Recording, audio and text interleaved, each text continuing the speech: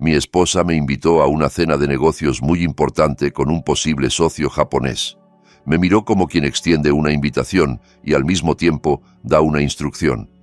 Yo sonreí, asentí y me limité a hacer el papel del marido correcto que acompaña y no estorba. Llevaba tantos años haciendo ese papel que ya ni siquiera necesitaba ensayar.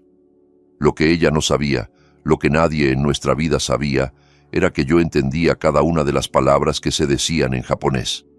Y cuando escuché lo que le dijo a ese cliente sobre mí, cuando oí cómo me describía con una frialdad casi clínica en un idioma que creía que yo no comprendía, todo cambió para siempre. Pero déjame empezar por el principio, porque nada de lo que ocurrió aquella noche sucedió de la nada. Todo fue el resultado de muchos años de pequeñas renuncias, silencios y decisiones que fui dejando que otros tomaran por mí. Antes de seguir, si te gustan este tipo de historias reales llenas de emociones fuertes y decisiones difíciles, te invito a suscribirte al canal, dejar tu like y escribir en los comentarios si alguna vez te has sentido invisible dentro de tu propia relación. Eso me ayuda muchísimo a seguir compartiendo historias como esta contigo. Mi nombre es Carlos, y durante 12 años pensé que tenía un buen matrimonio. No perfecto, pero lo suficientemente bueno como para no cuestionarlo demasiado. Yo trabajaba como gerente senior en una empresa tecnológica de mucho prestigio, el tipo de trabajo que no se puede explicar en una sola frase en las reuniones familiares y que todo el mundo resume con un «le va bien». Daniela, mi esposa, era coordinadora de marketing en una empresa más pequeña pero bastante dinámica. Nada glamuroso si uno lo miraba desde fuera, pero a ella le gustaba la sensación de estar en movimiento, de tener campañas, eventos, lanzamientos. Vivíamos en una casa adosada cómoda, en una urbanización de las afueras, con los setos siempre cortados y vecinos que saludaban con educación sin llegar nunca a ser realmente amigos. Teníamos vacaciones una vez al año, casi siempre a lugares que quedaban bien en fotos, y desde fuera probablemente dábamos la impresión de tener la vida bastante resuelta. Lo que nadie veía eran las grietas finas, casi invisibles, que se iban acumulando bajo esa superficie pulida. Cuando nos casamos, Daniela era otra versión de sí misma. O quizá yo la veía con otros ojos, no lo sé. Recuerdo las primeras noches en nuestro pequeño apartamento de alquiler, antes de la casa adosada, cuando cenábamos pasta barata en platos desparejados y ella se sentaba en el suelo con las piernas cruzadas a escucharme hablar de mis proyectos. Entonces parecía interesarle todo, las decisiones técnicas que nadie fuera de mi mundo entendía, los chistes internos de la oficina, mis miedos sobre no estar a la altura. Ella, a su vez, me hablaba de sus ideas para campañas, de cómo algún día sería directora de marketing, de cómo no había nacido para ser una más. Yo la miraba y creía de verdad que avanzaríamos juntos, cada uno brillando en su propio ámbito, sosteniéndonos mutuamente. Éramos pobres en términos materiales, pero ricos en expectativas. En algún momento, sin embargo, las cosas empezaron a cambiar. No podría señalar exactamente cuándo comenzó todo, porque no fue un terremoto, sino una erosión lenta. Tal vez fue cuando me ascendieron hace unos 3 años, o tal vez antes, cuando empecé a traer a casa cada vez más cansancio y menos presencia. Tal vez fue cuando ella empezó a conocer a gente más interesante, palabras textuales suyas, en conferencias y eventos. El caso es que, casi sin darme cuenta, me encontré viviendo en un matrimonio distinto del que creía tener. Daniela empezó a mostrarse más irritable, más crítica, siempre comparando nuestra vida con la de otras parejas que, según ella, viajaban más, salían más, estaban haciendo cosas grandes. Yo trabajaba hasta tarde, viajaba para conferencias, vivía pegado a correos y videollamadas, y cuando llegaba a casa la encontraba pegada al teléfono, desplazándose por redes sociales con el ceño ligeramente fruncido o demasiado absorbida por su propio mundo para hablar de algo que no fueran obligaciones. Nuestras conversaciones se volvieron transacciones. ¿Pagaste la hipoteca? No olvides que el sábado tenemos la cena con los Ramírez. ¿Puedes llevar el coche al taller? Yo no tengo tiempo. De vez en cuando intentaba abrir un tema distinto, hablar de cómo me sentía, de lo desconectado que me notaba, pero las respuestas solían ser rápidas, prácticas, ansiosas por volver al flujo de notificaciones del teléfono o al correo del trabajo. Había días en los que sentía que hablaba con una jefa, no con mi esposa. Me repetía que eso era normal, que así era el matrimonio después de una década, que la pasión se apaga, la rutina se instala y uno simplemente hace que funcione, que la vida real no se parece a las películas ni a las historias que la gente cuenta en redes. Aplasté esa sensación de soledad que se colaba en las noches silenciosas mientras yo revisaba correos en mi despacho y ella se quedaba en el salón viendo programas de televisión que a mí no me interesaban, riéndose sola de comentarios que yo ya no entendía porque no seguía esos contenidos.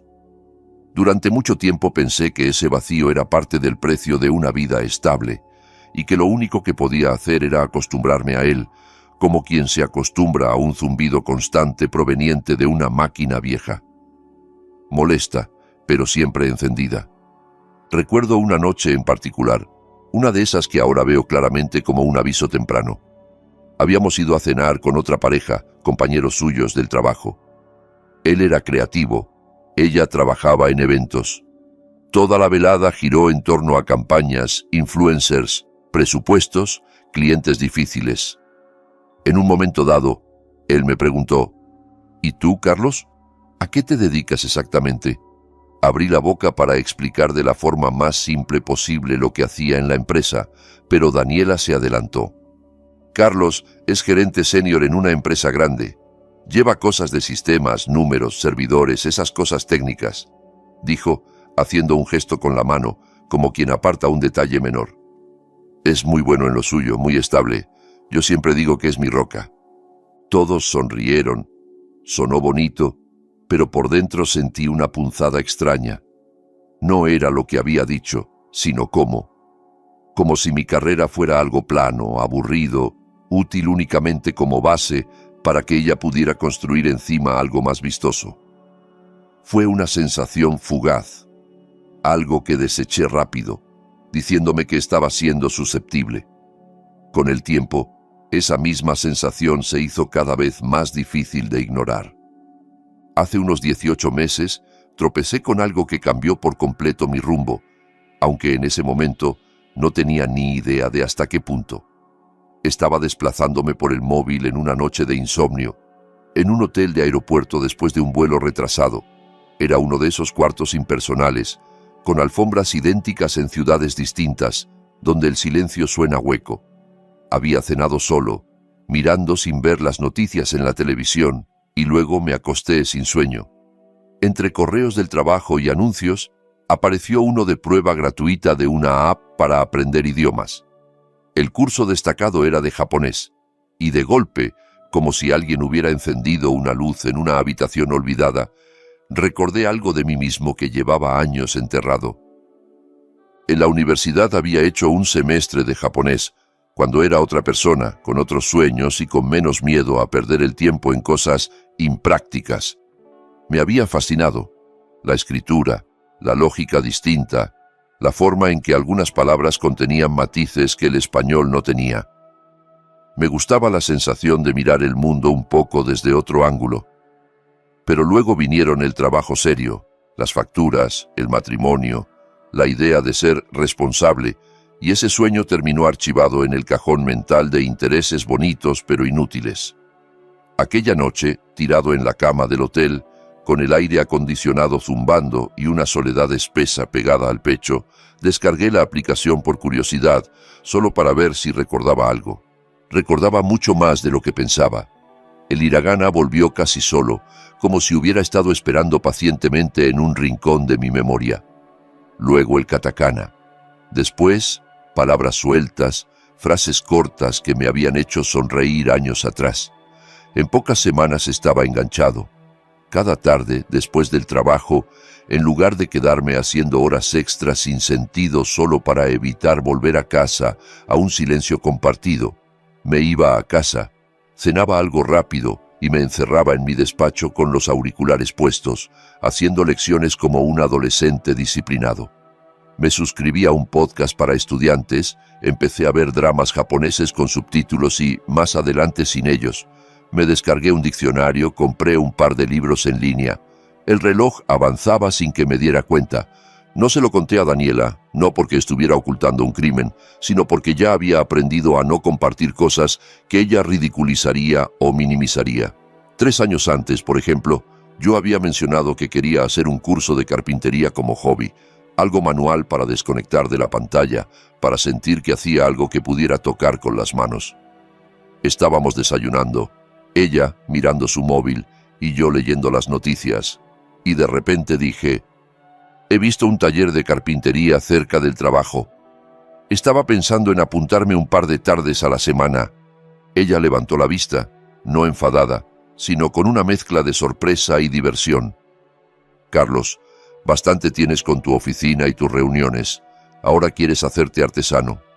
Se rió. «No exageres. Además, ¿cuándo se supone que tendrías tiempo?» La conversación murió ahí. Yo intenté justificarlo, explicar que no era por necesidad económica, sino por gusto, pero ya estaba sentenciado como un capricho ridículo. Después de eso, aprendí a mantener mis intereses en silencio. Era más fácil que tener que defenderlos una y otra vez y terminar sintiéndome infantil. Así que el japonés se convirtió en mi secreto, en mi mundo privado, y resultó que era bueno, realmente bueno. Practicaba todos los días, a veces 2 o 3 horas, como un adicto a algo que, por primera vez en mucho tiempo, me hacía sentir vivo. Empecé con profesores particulares en línea. La primera vez que hice clic en la videollamada y vi a una profesora japonesa al otro lado, sonriente, saludándome en un idioma que había añorado sin saberlo, sentí una mezcla de vergüenza y emoción. «Konnichiwa, Karuro-Susan», dijo, y el sonido de mi nombre en japonés me pareció mágico. Hice errores, muchos. Me enredé con partículas, confundí tiempos verbales, mezclé vocabulario. Pero cada pequeño avance era una victoria personal. Me uní a grupos de estudio, a foros donde la gente compartía trucos, libros, chistes internos. Empecé a leer novelas sencillas para adolescentes japoneses. Al principio eran una montaña, luego una cuesta exigente, finalmente un paseo desafiante pero posible. Al cabo de un año podía entender conversaciones en japonés con bastante fluidez. No era perfecto, claro, pero me bastaba para seguir películas sencillas, comprender podcasts de nivel intermedio y mantener conversaciones decentes con mis profesores. Sentía que estaba recuperando una parte de mí que había enterrado bajo capas de responsabilidad y de complacencia. Cada palabra nueva que aprendía, cada estructura gramatical que dominaba, era una prueba silenciosa de que aún era capaz de crecer, de que seguía siendo alguien más allá de el que trae el sueldo a casa, o el esposo de Daniela. Era como abrir una ventana en una casa que creía sellada desde hacía años y dejar entrar aire fresco por primera vez, un aire que, además, tenía otro alfabeto. Mientras mi mundo interior se ensanchaba, mi vida cotidiana seguía estrechándose. Daniela estaba cada vez más absorbida por su trabajo, sus contactos, sus cenas estratégicas. Empezó a hablar de networking como si fuera una segunda religión. Nuestros fines de semana se llenaron de eventos a los que yo iba más por obligación que por gusto, fingiendo estar interesado en conversaciones sobre clientes que no conocía y marcas que no me importaban. Ella, en cambio, parecía brillar en ese ambiente, y cuanto más brillaba fuera, menos luz traía a casa. Una noche, a finales de septiembre, llegué a casa un poco más temprano de lo habitual. Había conseguido escapar de una reunión que amenazaba con eternizarse, usando como excusa un informe que supuestamente debía revisar en casa. Me quité la chaqueta, dejé las llaves en el cuenco de la entrada y entré en la cocina dispuesto a prepararme algo rápido de cenar. Estaba sacando un plato cuando Daniela entró casi detrás de mí, con una energía que no le veía desde hacía meses, con ese brillo en los ojos que antes reservaba para nuestras buenas noticias. «Carlos, traigo buenas noticias», dijo, dejando el bolso sobre la mesa con un golpe suave. «Estamos a punto de cerrar una alianza con una empresa tecnológica japonesa. Puede ser enorme para nosotros». El director general viene la semana que viene y mi jefe me ha pedido que lo lleve a cenar a un restaurante japonés muy exclusivo. Tienes que venir. ¿A una cena de negocios?, pregunté, abriendo la nevera más por gesto que por hambre. Sí. El señor Tanaka preguntó específicamente si estaba casada. Cultura empresarial japonesa, añadió como dando clase. Les gusta saber que eres estable, orientado a la familia. Da buena imagen. Cogió una botella de agua, dio un trago largo y añadió, ya caminando por la cocina como si estuviera ensayando la escena. Solo necesitas ir bien arreglado, sonreír, ser amable, ya sabes, lo de siempre. Algo en la forma en que dijo lo de siempre me pinchó por dentro, como una aguja fina que no mata, pero molesta. Lo aparté con la práctica de quien lleva años restándole importancia a esos pinchazos. Claro, por supuesto. ¿Cuándo es? El jueves que viene, a las 7 de la tarde. Ponte ese traje azul marino, el de camisa blanca. Conservador, pero elegante. Y Carlos. Por fin me miró directamente, calibrándome. Tanaka no habla mucho inglés. Yo haré casi toda la conversación en japonés. Probablemente te aburras un poco, pero tú solo relájate. Pide algo de comer y sonríe, ¿de acuerdo? Se me aceleró el corazón de una forma que ella no pudo interpretar. ¿Tú hablas japonés?, pregunté, intentando que la pregunta sonara casual. Lo he ido aprendiendo trabajando con nuestra oficina de Tokio estos años, respondió con orgullo, enderezando los hombros. Ahora me defiendo bastante bien. Es una de las razones por las que me están considerando para un ascenso importante. No hay muchos en mi área que puedan negociar en japonés. No preguntó si yo hablaba, ni se le pasó por la cabeza que pudiera tener algún interés o conocimiento. ¿Por qué lo haría? En su mente, yo era el ejecutivo ocupado que solo se movía en inglés y números, el marido que aparecería en la foto para demostrar estabilidad. Volví a mirar el interior de la nevera, con la mente ya en otra parte. Suena genial, cariño, estaré allí. Cuando salió de la cocina, me quedé de pie junto al mesón, con la puerta de la nevera aún abierta y el aire frío pegándome en la cara. Una oportunidad acababa de caerme del cielo. Una oportunidad de escuchar una conversación que Daniela consideraba privada, de oír cómo hablaba realmente, cómo se presentaba, cómo describía nuestra vida cuando pensaba que yo no podía entender. Una parte de mí se sentía sucia por siquiera pensar en aprovecharlo, pero otra parte mayor, la parte que se sentía cada vez más invisible en su propio matrimonio, la que había aprendido a vivir callada, quería saber.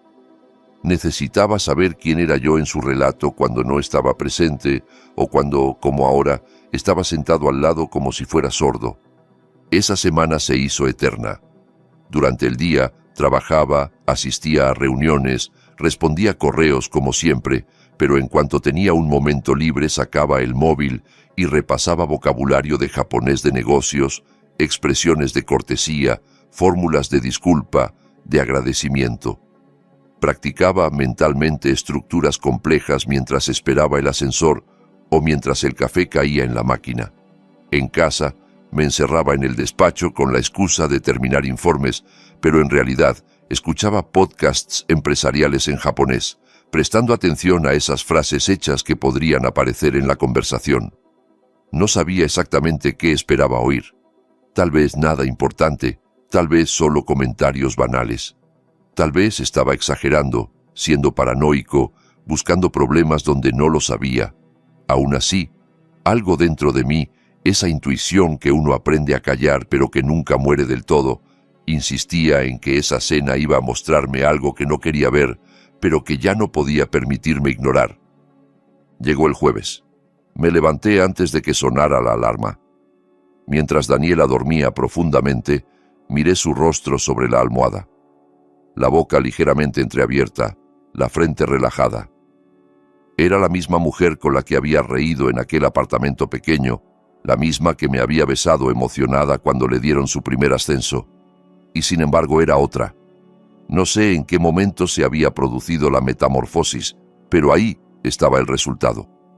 Me duché, me afeité con un cuidado casi mecánico, me puse el traje azul marino que ella había pedido, lo combiné con unos zapatos pulidos y un reloj discreto. Me miré al espejo y vi exactamente lo que Daniela quería que viera el señor Tanaka. Un esposo presentable que no la avergonzaría delante de un cliente importante, alguien que transmitía estabilidad y éxito, un personaje secundario bien vestido. El restaurante estaba en una zona cara del centro, en un edificio de cristal y acero con portero en la entrada.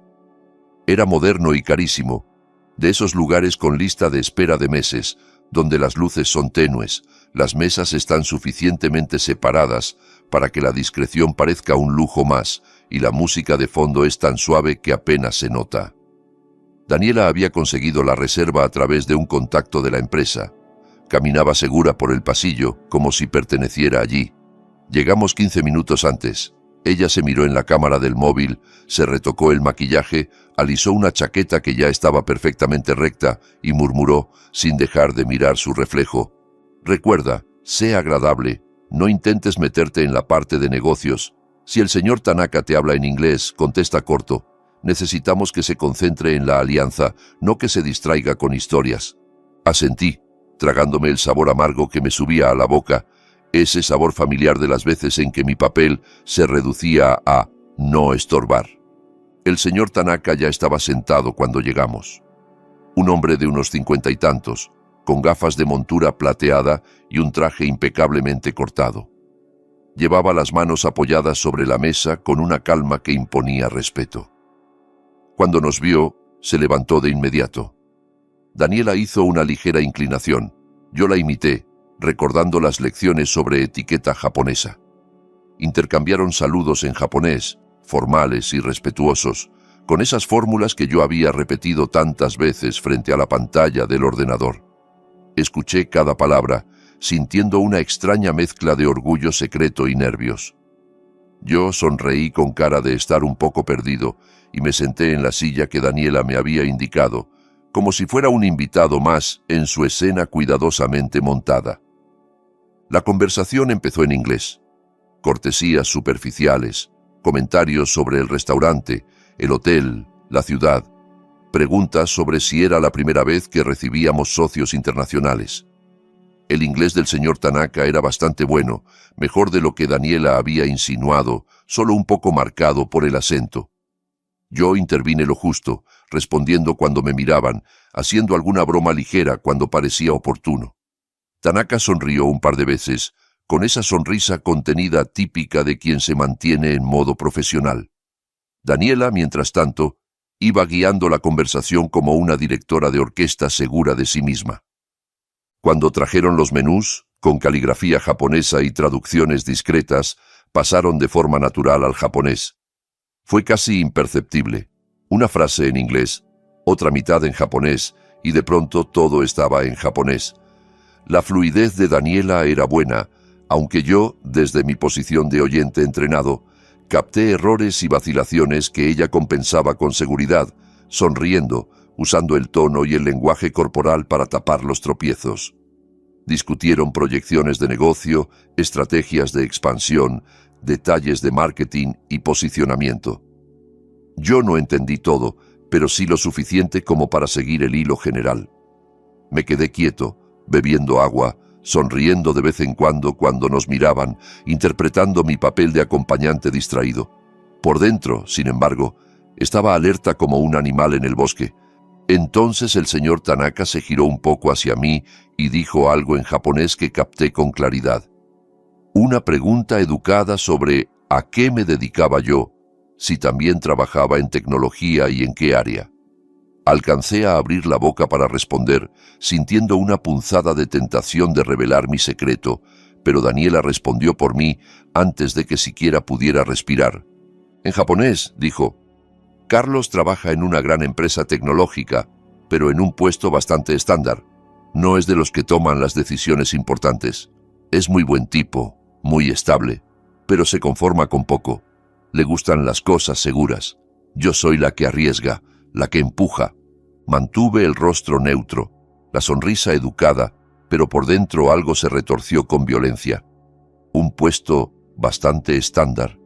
Llevaba años liderando equipos, cerrando proyectos complejos, manejando presupuestos que ella nunca se había molestado en preguntarme.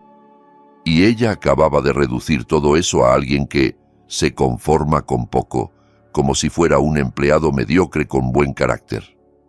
Tanaka asintió con cortesía, haciendo un comentario sobre la importancia de las personas estables en cualquier organización, y no preguntó más. Yo me llevé el vaso de agua a los labios para tener algo que hacer con las manos. La cena siguió su curso. Llegaron varios platos, todos presentados de forma impecable. Pequeños montones de color y textura, cada uno casi una obra de arte. Yo comía despacio, más por inercia que por apetito, y escuchaba de verdad.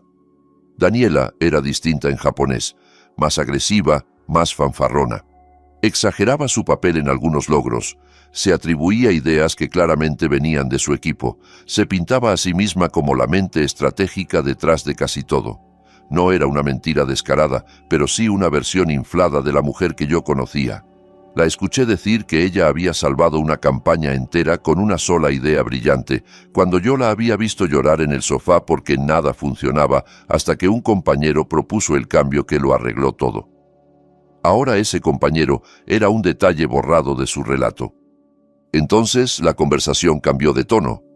El señor Tanaka mencionó el equilibrio entre trabajo y vida personal, la importancia del apoyo familiar en carreras exigentes, hizo una referencia a su propia esposa y a cómo lo había acompañado durante años, y preguntó, de forma bastante directa, cómo manejaba Daniela esa presión en casa. Ella soltó una carcajada que me revolvió el estómago, una risa que sonó más cínica que divertida. Para ser sincera, dijo en japonés, mi esposo no entiende mucho de ambición real. Es bueno trabajando, pero le falta visión. Yo me encargo de todas las decisiones importantes, de las finanzas, de la planificación de nuestro futuro. Carlos es más bien alguien que sigue el flujo. Es útil tenerlo como imagen de estabilidad. Da la impresión de familia seria, de marido responsable. A mí me viene bien.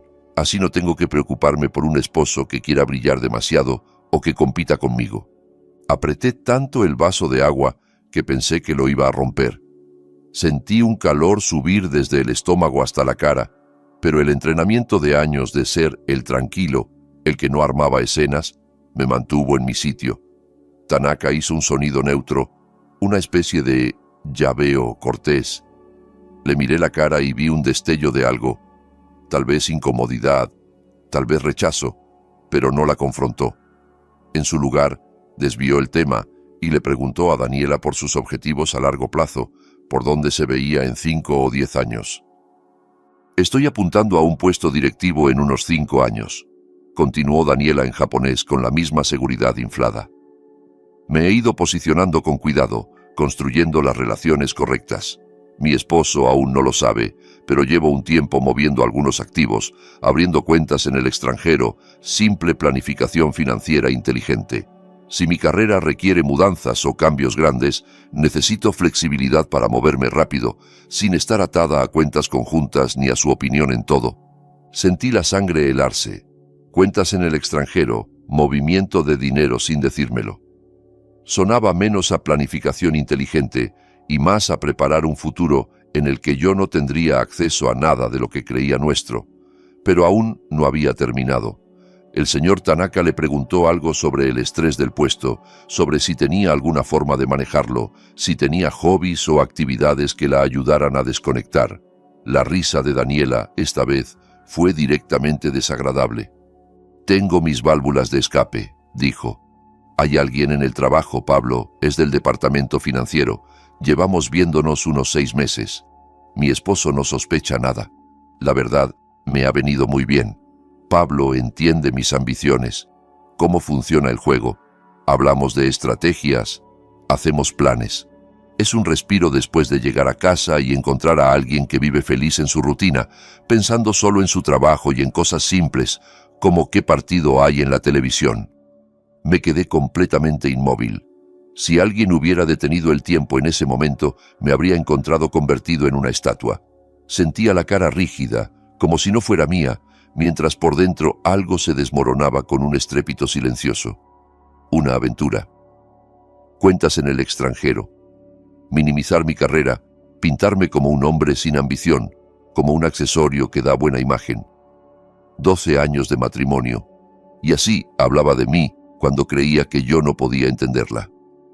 El señor Tanaka estaba claramente incómodo ahora. Lo veía en la forma en que se movía en la silla, en cómo redirigía la conversación hacia temas neutros, en la tensión leve de la mandíbula. Era demasiado educado como para confrontar directamente a Daniela, pero sus respuestas se volvieron más cortas, más frías.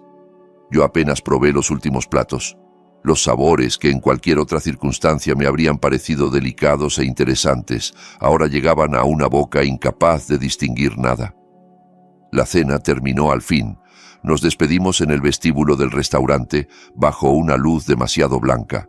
El señor Tanaka hizo una breve reverencia hacia mí y dijo en un inglés cuidadoso: «Fue un placer conocerlo, señor Carlos.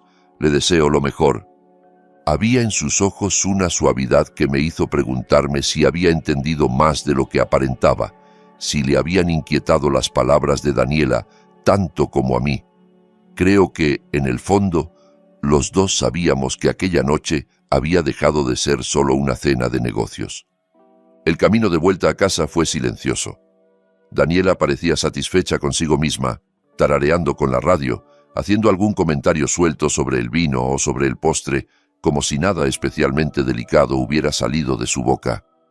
Durante un semáforo en rojo, se miró al espejo del parasol y se retocó el labial. «Ha ido bien», dijo finalmente. «Creo que vamos a cerrar el acuerdo». El señor Tanaka quedó impresionado. «Me alegro mucho», respondí, con una voz que me sonó vacía incluso a mí, como si viniera de muy lejos. Miré por la ventanilla las luces de la ciudad, los edificios, las sombras de la gente que cruzaba las calles, sin saber que dentro de ese coche, en silencio, un matrimonio estaba colapsando. En casa, Daniela me dio un beso distraído en la mejilla, dijo que tenía correos atrasados y desapareció en su despacho. Cerró la puerta, como siempre. Yo subí al dormitorio, encendí la luz y me quedé de pie en medio del silencio, sin saber muy bien qué hacer con mi cuerpo. Me miré en el espejo del armario y vi a un hombre bien vestido, aparentemente exitoso, con los ojos vidriosos de alguien que acaba de ver la versión real de su vida proyectada en una pantalla y no se parece en nada al tráiler que le habían vendido. Me senté en la cama, saqué el móvil, lo sostuve un momento entre las manos y entonces hice algo que nunca había imaginado que haría. Llamé a Verónica. Verónica había sido mi compañera de cuarto en la universidad, mi mejor amiga durante esos años en los que todavía creía que todo era posible. Nos pasábamos noches enteras estudiando, riendo, compartiendo pizzas baratas y confidencias. Ella me había visto llorar por mi primera ruptura seria. Yo la había acompañado cuando murió su padre. Luego la vida, la distancia y, sí, la forma sutil en la que Daniela desanimaba mis amistades nos fueron separando.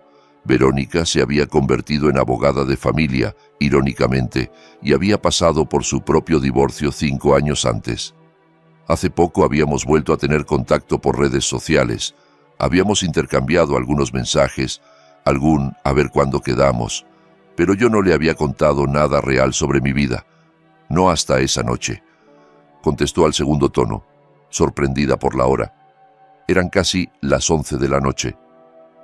«¿Carlos?», dijo con esa mezcla de alegría y alerta que uno tiene cuando un amigo del pasado llama tarde. Tragué saliva. «Necesito una abogada», dije, y la voz se me quebró en la última palabra. Hablamos durante 2 horas. No exagero. Me tumbé en la cama, con la habitación en penumbra, y le conté todo. La cena, la conversación en japonés, las cuentas en el extranjero, la aventura de 6 meses con Pablo, los años sintiéndome minimizado y usado como decorado de estabilidad.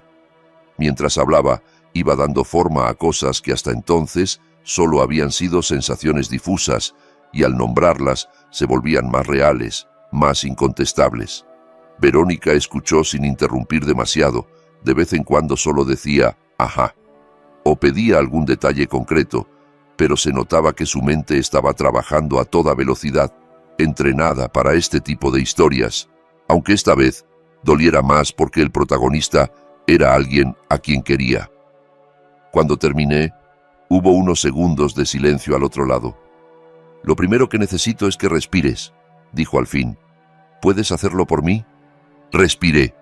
Tomé aire, lo solté despacio. Lo segundo, tienes que entender que lo que está haciendo con esas cuentas en el extranjero puede ser ilegal. Desde luego, es sumamente poco ético. Si está escondiendo bienes matrimoniales anticipando un divorcio o simplemente para controlar todo, eso es fraude financiero. Podemos usarlo a tu favor. No tengo pruebas, susurré. Solo fue una conversación, no grabé nada. Estaba demasiado ocupado tratando de procesar lo que oía. «No pasa nada», respondió ella, con un tono firme que me recordó por qué siempre había confiado en ella. «Vamos a hacer lo siguiente. No la confrontes todavía. Sé que quieres hacerlo, que te arde la necesidad de gritarle en la cara todo lo que sabes, pero tenemos que ser estratégicos. A partir de mañana vas a empezar a reunir documentación, estados de cuenta, declaraciones de impuestos, cualquier registro financiero al que tengas acceso. Haz fotos, reenvíate correos, lo que sea.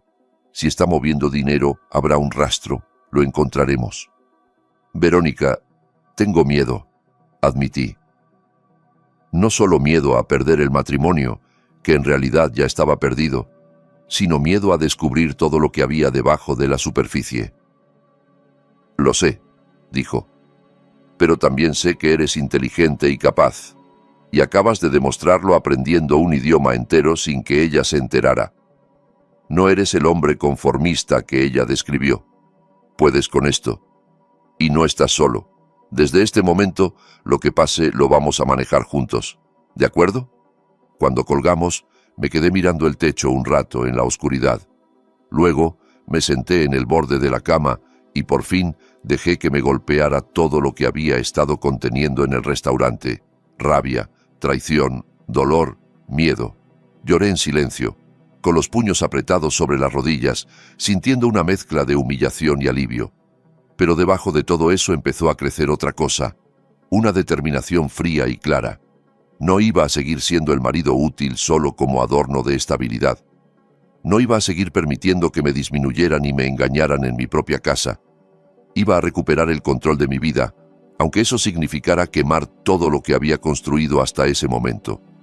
Sentí que, por primera vez en mucho tiempo, no era yo el que estaba esperando a que Daniela decidiera el siguiente movimiento, sino quien iba a decidir el propio. A la mañana siguiente llamé al trabajo diciendo que trabajaría desde casa porque no me encontraba bien. Tenía suficiente crédito y confianza acumulados como para que no hubiera preguntas incómodas. Daniela apenas se fijó. Murmuró algo sobre una reunión importante y se marchó a la oficina con el café en la mano, el móvil pegado a la otra. Desde la ventana la vi subir al coche, ajustar el espejo retrovisor, revisar su maquillaje y arrancar sin imaginarse que, mientras se alejaba, la vida que había montado cuidadosamente empezaba a desmoronarse donde menos lo esperaba, en sus propios cajones. En cuanto el coche se perdió en la esquina, empecé a buscar. Daniela guardaba archivos en su pequeño escritorio del salón, un mueble que siempre me había parecido caótico, pero que en realidad tenía su propia lógica, sobres medio abiertos, carpetas con etiquetas a medias, notas pegadas con abreviaturas que solo ella entendía.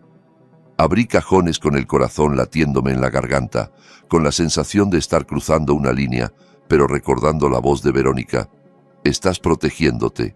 No es invasión gratuita, es defensa propia». Encontré estados de cuenta de los últimos 3 años, declaraciones de impuestos conjuntas, información de cuentas de inversión. Lo fotografié todo con el móvil y lo subí a una carpeta privada en la nube que Verónica había creado para mí esa misma noche, enviándome el enlace con un mensaje breve.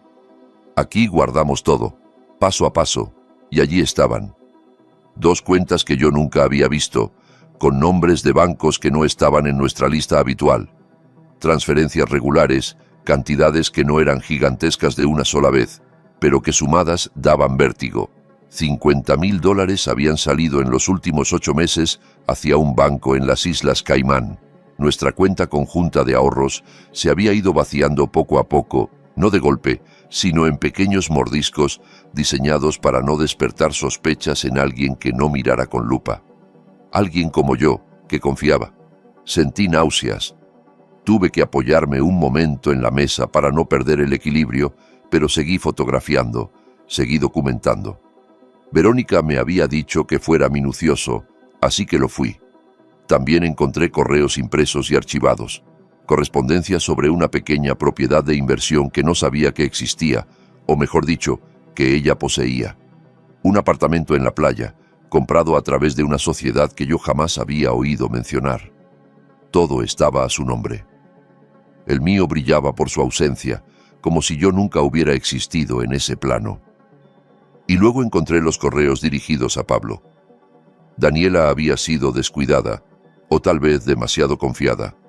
Había impreso algunos intercambios, probablemente para revisar cifras o fechas, y los había dejado en una carpeta azul sin etiqueta clara. Empecé a leer pensando que serían documentos de trabajo, pero las primeras líneas me dejaron helado.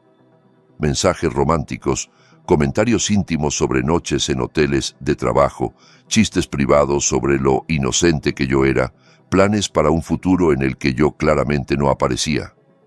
En uno de ellos, escrito unos días antes de la cena con Tanaka, se leía: «En cuanto resuelva el asunto, Carlos, podremos dejar de escondernos.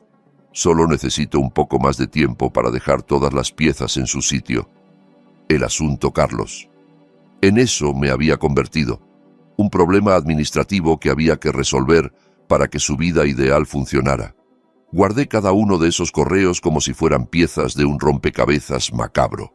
Pasé 6 semanas reuniendo pruebas en silencio, viviendo con una mujer a la que ahora veía con absoluta claridad y que, sin embargo, seguía durmiendo en mi cama, comiendo en mi mesa, hablándome como si nada pasara. Esos días fueron los más largos y extraños de mi vida. Me levantaba, desayunaba con ella, la escuchaba quejarse del tráfico, del jefe, de algún compañero, de lo mucho que tenía que pelear por conseguir lo que merecía. A veces mencionaba a Pablo de pasada, como el de finanzas que nos trae de cabeza, y yo asentía, sintiendo que mi cara era una máscara bien fija. Trabajaba, atendía reuniones, y cada cierto tiempo me escabullía al baño para revisar mensajes de Verónica, que iba organizando la información, construyendo el caso con la precisión de alguien que había visto demasiadas versiones de la misma historia. Nos reuníamos 2 veces por semana en su despacho. Yo llegaba con una carpeta o con el móvil lleno de fotos nuevas, ella me recibía con café y una expresión que mezclaba profesionalidad y cariño. Su despacho era un lugar pequeño, lleno de papeles, diplomas en la pared, estanterías con libros de derecho y una planta medio viva en la esquina. El contraste con mi oficina aséptica, llena de pantallas y gráficos, era brutal. Allí, sentado frente a ella, me sentía menos como un gerente y más como un ser humano desnudo. Repasábamos cada documento, cada correo, cada movimiento sospechoso. «Aquí», decía Verónica, subrayando una fecha, «empieza a vaciar la cuenta de ahorros, y aquí coincide con compras que no aparecen en vuestra planificación normal. Este correo de Pablo», añadía luego, «es oro puro. Está admitiendo conocimiento de los movimientos de dinero. Eso lo mete a él también en problemas, pero sobre todo, demuestra que nada de esto fue un accidente». «¿Te das cuenta de que lo tenía todo planeado?», preguntaba yo a veces, con una mezcla de asombro y horror. «Sí», respondía ella, mirándome directamente, «y precisamente por eso vamos a hacerlo bien. No se trata de venganza vacía, Carlos. Es justicia. Estás reclamando lo que te corresponde y poniendo límites a alguien que nunca pensó que fueras capaz de hacerlo». Mientras tanto, en casa, Daniela parecía vivir en una realidad paralela. Seguía hablando de su posible ascenso, de la alianza con los japoneses, de los pasos que estaba dando para asegurar nuestro futuro. A veces se mostraba incluso más cariñosa que antes, como si intuyera algo o como si, sabiendo que pronto ejecutaría su plan, pudiera permitirse una especie de nostalgia anticipada. Yo la observaba con una mezcla de tristeza y distancia. Dejé de preguntarme cuándo había dejado de quererme y empecé a aceptar que, Sencillamente, ya no era parte de su ecuación. ¿Estás seguro de que quieres llegar tan lejos?, me preguntó Verónica en una de nuestras reuniones, cuando ya teníamos el caso armado. Lo de la empresa va a ser como una bomba. Puede quedarse sin nada, al menos durante un tiempo.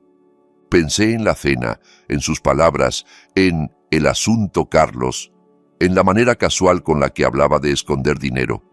Ella ya estaba planeando dejarme sin nada a mí, respondí. Lo dijo literalmente. Lleva tiempo preparándose para esto. Yo solo me adelanto.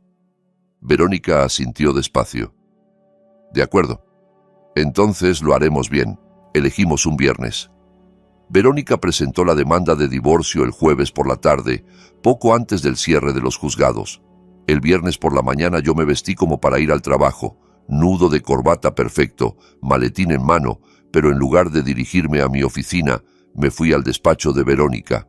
A las 9 en punto, el Departamento de Recursos Humanos de la empresa de Daniela recibiría un dossier con todas las pruebas, los movimientos de dinero, las cuentas en el extranjero, los correos con Pablo, todo organizado con una precisión implacable. A las 9:30, un funcionario del juzgado le entregaría los papeles del divorcio en su oficina. Imaginé la escena sin querer. Ella abriendo un sobre con el ceño fruncido, leyendo mi nombre en unas hojas que no esperaba.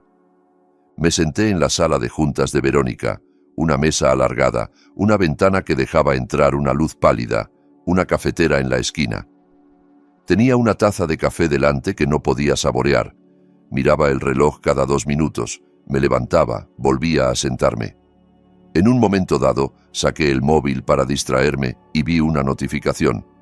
Un mensaje de Daniela, algo sobre la cena que teníamos el sábado con unos amigos. Lo dejé sin responder. Minutos después, apagué el teléfono del todo. No quería ver sus llamadas ni sus mensajes cuando se enterara de lo que estaba pasando. A las 11, Verónica entró en la sala con el portátil en la mano. «Ya está», dijo.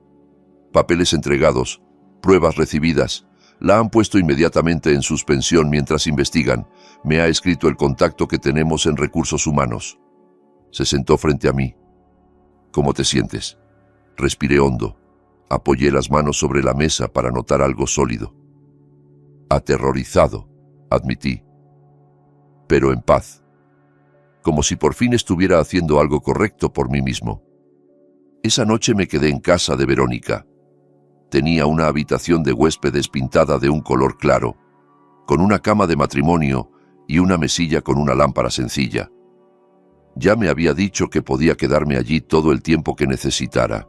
Me ayudó a redactar los correos para mi propio trabajo, explicando que iba a pedir una licencia por motivos personales durante unas semanas.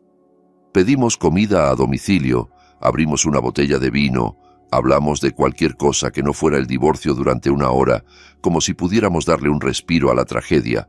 Por primera vez en años, sentí que podía respirar sin tener que justificar cada decisión, sin miedo a que cualquier deseo mío fuera juzgado como poco práctico.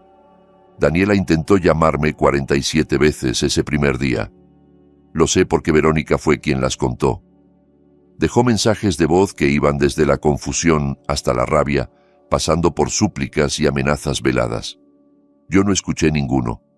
Verónica sí, por obligación profesional, y los fue guardando como parte del expediente. Me lo describió por encima. Primero un «¿qué está pasando?», luego un «¿cómo te atreves?», después un «podemos hablarlo», más tarde un «vas a arruinar mi carrera, piénsalo bien». Todo el catálogo de alguien que no se siente culpable por lo que hizo, sino por las consecuencias que ahora tenía que enfrentar. El sábado, acompañado por Verónica y un agente de policía, solo como precaución, por si las cosas se descontrolaban, volví a la casa para recoger mis cosas. La policía no estaba allí porque temiera violencia física. Era más bien una presencia neutral, un testigo. Daniela estaba en el salón y se veía fatal. Despeinada, desarreglada, con los ojos enrojecidos e hinchados. Cuando me vio entrar, se levantó de golpe. «Carlos, por favor», empezó, dando un paso hacia mí. Levanté la mano. No. Se quedó quieta, respirando con dificultad. Solo déjame explicarte. ¿Explicarme qué? Pregunté, sintiendo una calma extraña. ¿Que me estás engañando? ¿Que has escondido dinero?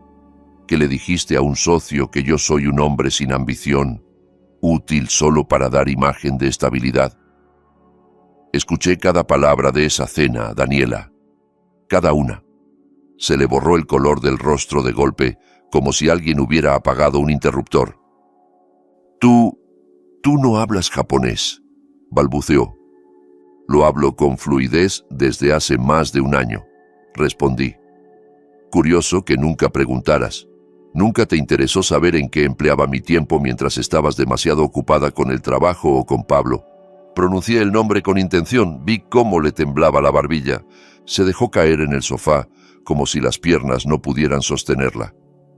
La empresa me ha suspendido, dijo al cabo de unos segundos. Están investigando todo. Carlos, puedo perder mi trabajo. Ese ya no es mi problema, dije, y empecé a caminar hacia las escaleras, hacia el dormitorio donde tenía que hacer las maletas. Espera. Su voz sonó desesperada, casi histérica. Podemos arreglar esto. Terapia de pareja, lo que sea. Terminaré con Pablo. Podemos superarlo. Ha sido un error, estaba confundida, tú sabes cómo es la presión. Me giré para mirarla de verdad. A esa mujer con la que había pasado 12 años, a la que había amado, y que yo creía que también me amaba. No quieres arreglar esto, dije despacio. Quieres arreglar tu carrera, tu imagen, tu situación económica. No te duele haberme hecho daño. Te duele que te hayan descubierto.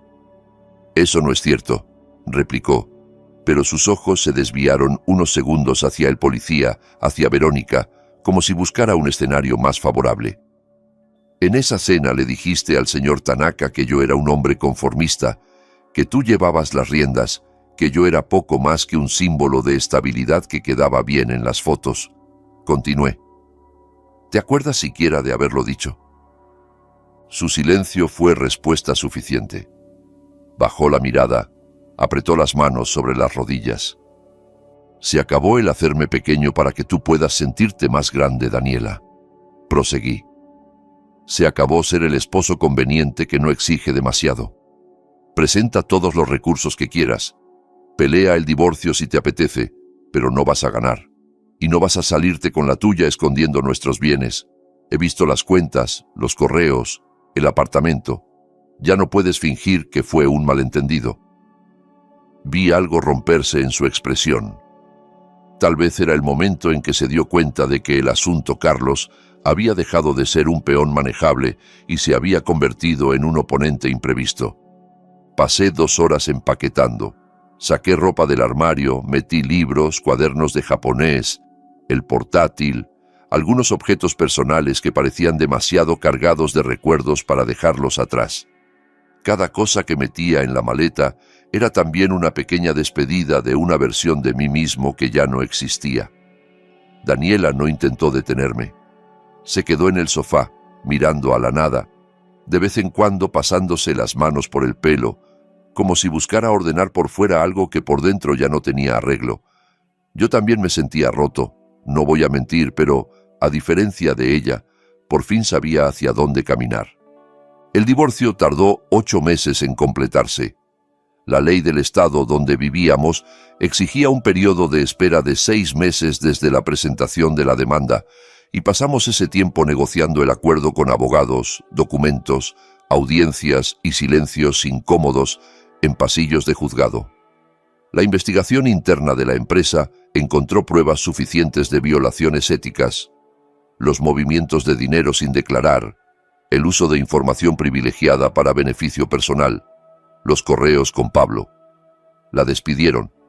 Más tarde consiguió otro trabajo, pero en un cargo inferior, con menor sueldo y mucha menos proyección. Las cuentas en el extranjero tuvieron que ser declaradas y repartidas. La propiedad que yo no sabía que existía pasó a formar parte de los bienes matrimoniales.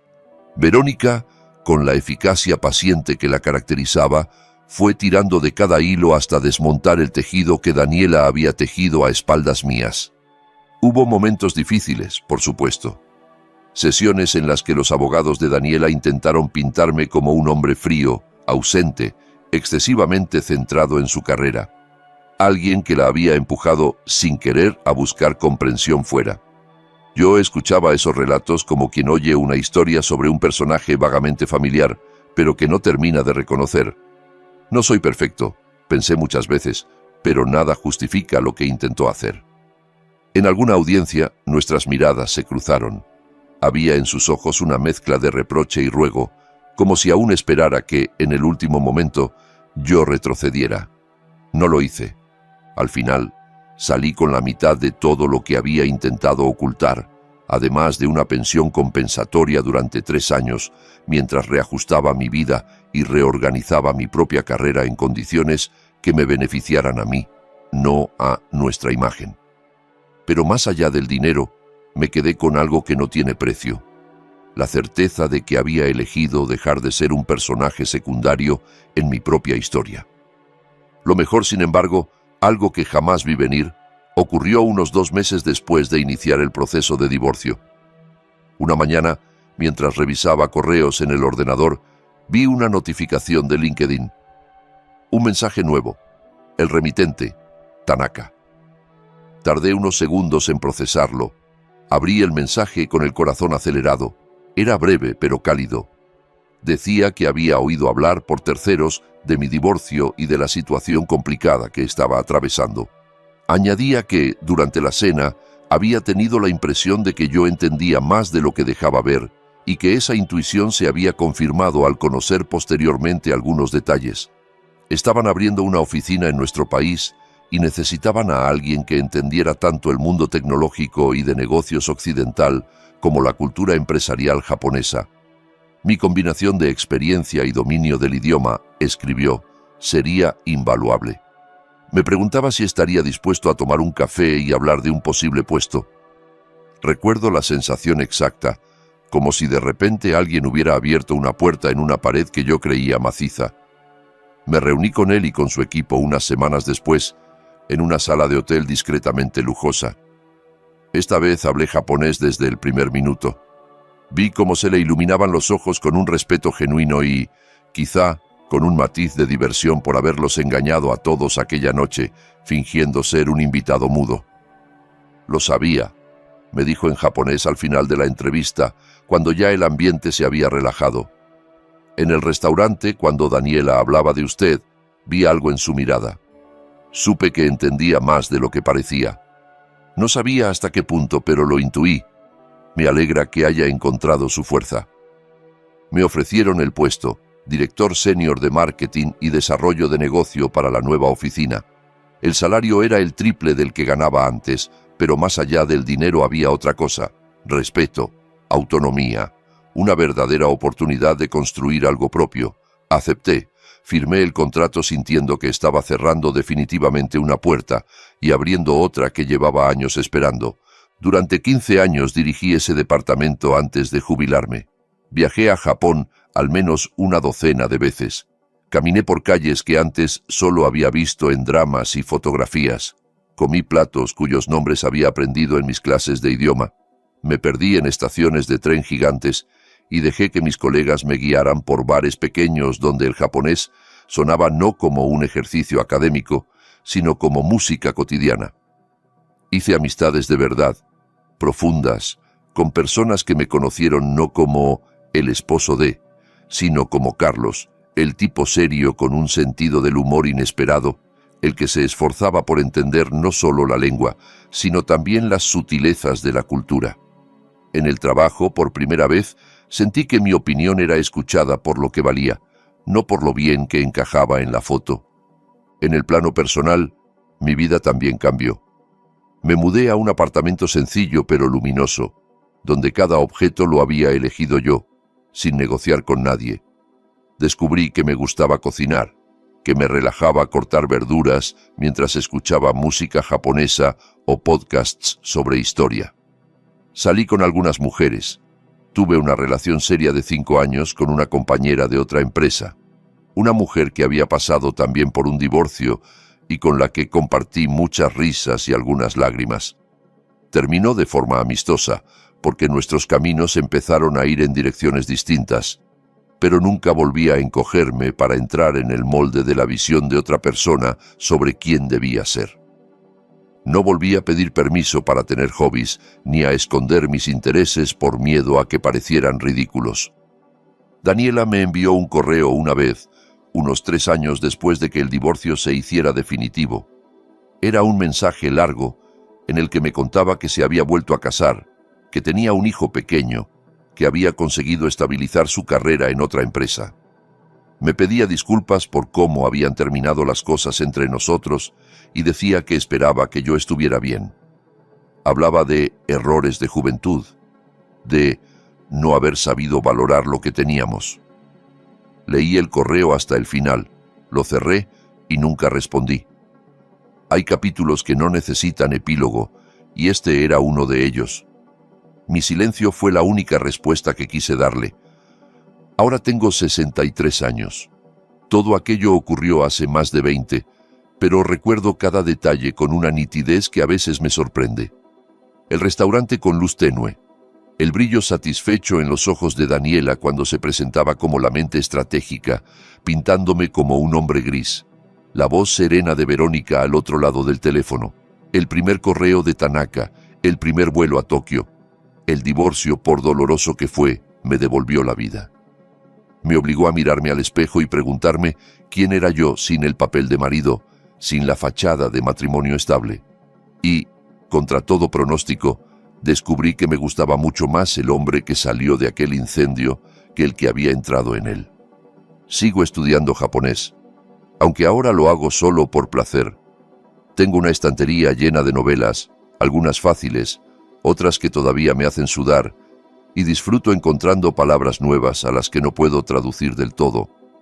Veo películas, series, a veces incluso noticieros, solo para escuchar la cadencia del idioma. De vez en cuando doy clases particulares a profesionales jóvenes que quieren aprender por trabajo. Me miran con curiosidad cuando les cuento que, en mi caso, ese idioma empezó como una escapatoria secreta y terminó siendo lo que me salvó. Es la prueba viviente de que era capaz de mucho más de lo que me había permitido creer mientras vivía encogido en un matrimonio donde mi voz apenas contaba. Aquella cena en aquel restaurante japonés fue, al mismo tiempo, la peor y la mejor noche de mi vida. La peor, porque escuché verdades que destrozaron la realidad que yo creía segura, porque me obligó a aceptar que la mujer con la que compartía cama no era la persona que yo pensaba. La mejor porque me empujó, por fin, a actuar, a dejar de aceptar menos de lo que merecía, a salir de la cómoda incomodidad de ser invisible. Si estás escuchando esto y estás en un matrimonio donde te sientes invisible, donde te minimizan, donde tus logros se ridiculizan o se usan solo como decoración para la vida de otra persona, presta atención a esa sensación. No es debilidad, no es exageración, no es ingratitud. Es tu voz interior tratando de avisarte de que algo está mal. Aprende el idioma, el que sea que necesites, tal vez literal, como hice yo con el japonés, tal vez el lenguaje de las leyes para entender qué te corresponde, tal vez el de las finanzas para saber qué se mueve a tu alrededor, tal vez el de tu propia autoestima para poder poner límites sin sentirte culpable. Reúne pruebas, aunque esas pruebas sean primero internas, momentos, frases, patrones que se repiten. No des por normal lo que te duele todos los días. Busca a tu Verónica, esa persona o ese profesional que sepa cómo protegerte y que te diga, con calma, que no estás loco por sentir lo que sientes. Y cuando estés listo, recupera tu vida. No será fácil, va a doler. Habrá noches en las que lo cuestiones todo, en las que te preguntes si no habría sido más sencillo quedarte donde estabas, aguantando.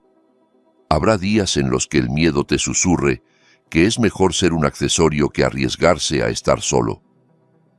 Pero al otro lado de ese dolor, hay una vida en la que puedes ser completamente tú mismo, donde tu voz importa, donde tus decisiones cuentan, donde no eres un figurante en el relato de otra persona, sino el protagonista de tu propia historia.